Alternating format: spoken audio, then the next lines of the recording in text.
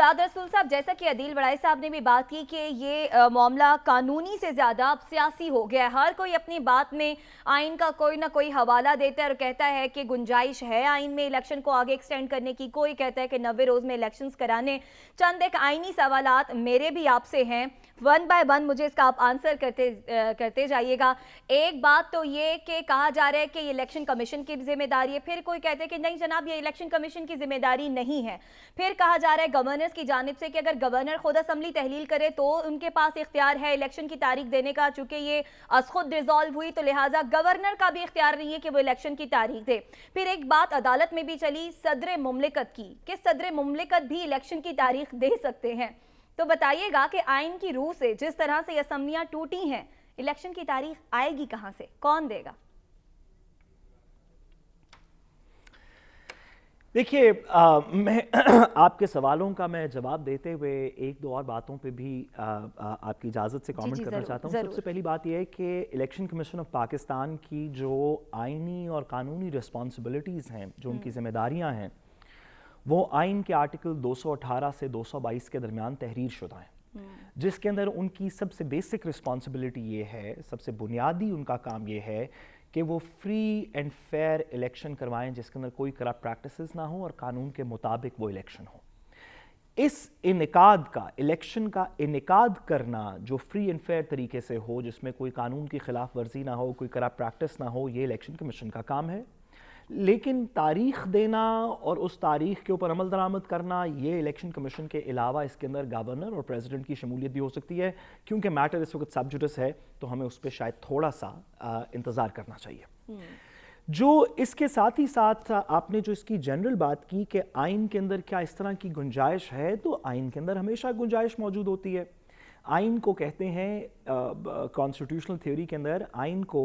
कहते हैं a living document, यानी कि ये एक जिंदा मुसव्वदा है। ये जिंदा मुसव्वदा है जो वक्त के और टाइम के लिहाज से अपने आप को री इंटरप्रेट करता रहता है ताकि रियासत की बेहतरी हो।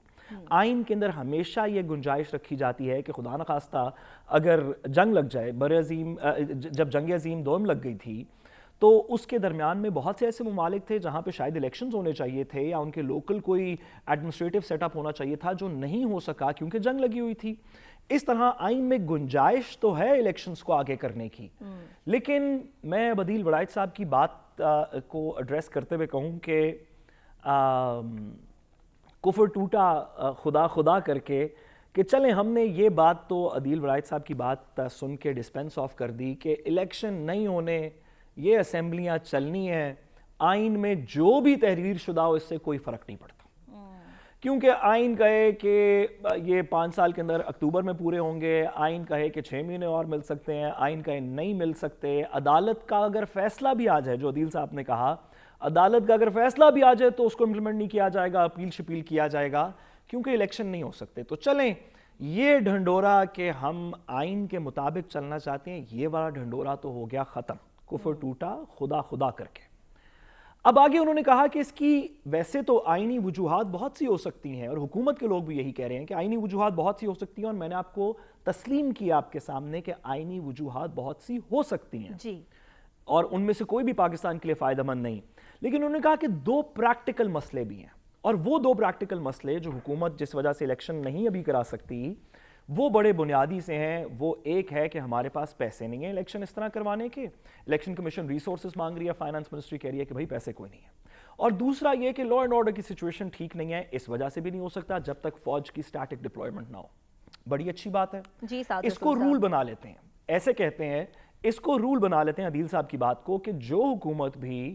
जिसके पास पैसे ना हो और लॉ एंड ऑर्डर की सिचुएशन खराब हो तो वो इलेक्शन आगे कर देती, वो इलेक्शन आगे कर सकती है। अगर इसको कॉन्स्टिट्यूशन का प्रिंसिपल बना लें तो कितना अच्छी बात हो। एक हुकूमत कल इलेक्ट हो, उसके बाद वो पाकिस्तान के खजाने को बैंकरप्ट कर दे ताकि कभी भी इलेक्शन ना हो सके, क्योंकि हमारे पास रिसोर्सेज नहीं है, और लॉ एंड ऑर्डर के ऊपर भी कोई तवज्जो ना दे ताकि इधर उधर कार्रवाइयां होती रहें और वो कहे कि देखें जी हमने तो इलेक्शन कराने थे लेकिन क्योंकि खजाना भी खाली हो गया जो हम खुद खा गए हैं, और लॉ एंड ऑर्डर सिचुएशन भी ठीक नहीं है क्योंकि हमने फोकस नहीं किया था, तो ऐसे करते हैं कि इलेक्शन नहीं करवाते और इस तरह ताहयात एक बादशाहत शुरू कर देते हैं, जो कि ना, क्योंकि हम आइन को और इन चीज़ों को तो अब हमने डिस्पेंस ऑफ कर ही दिया है, तो कितनी अच्छी बात है, इसको एक्सेप्ट कर लें कि ये सिस्टम है, آئین میں جو بھی لکھا ہے ہم یہ دیگر چیزوں کو یا اس کے اندر سے کوئی چیز ڈھونڈ کے یا اس طرح کے ریسورسز جو حکومت نے خود کریٹ کیے کہ ہمارے ریسورسز ختم ہو گئے, ہمارا پیسہ کوئی غریب آدمی تو نہیں کھا گیا, پاکستان کا پیسہ کوئی بلوچستان کے انٹیریئر کے لوگ کھا گئے ہیں, کوئی تھر میں مرتے ہوئے بچے پاکستان کا پیسہ کھا گئے ہیں, بھئی آپ لوگ ہی کھا گئے ہیں. پھر آپ کہیں کہ کیونکہ پیسہ نہیں ہے اس لیے ہم الیکشن نہیں کروائیں گے.